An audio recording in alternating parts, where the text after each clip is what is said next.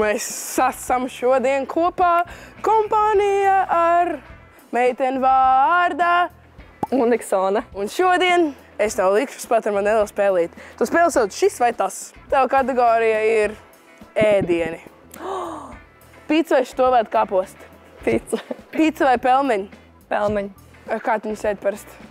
Man parasti patīk viņus tā uzcept, un tad es pielieku klāt mazliet pannā saldo krēmu, un tas saldais krēms tā mazliet iztvaiko vai kaut kur pazūd, un tad te pelmeņi nav tik cieti, viņi tādi kraukšķīgi un krēmīgi. Tas kaut debesšķīgi. Labi, es šo recepti mēģināšu atcerēties. Tev vajag. Bet ne par to. Nākamais ir pelmeņi vai burgeri? Pelmeņi. Pelmeņi. Pelmeņi vai augstā zupa?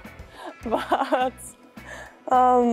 Augstā zupa, bet bez dērsas, lūdzu. Kurš liek dēs augstā Ir daudzi, zupā? kas liek. Tā man šķiet arī dabiski jābūt veģetārai zupai, ne? Augstā zupa vai suši? Augstā zupa. Es nevaru suši ēst. Nevar? Ļoti negašo. Tad augstā zupa vai vārīt kartupeļi?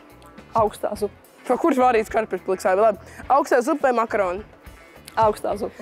Ai, man bija nojausma, ka mēs paliksim pie augstās zupas ar tevi.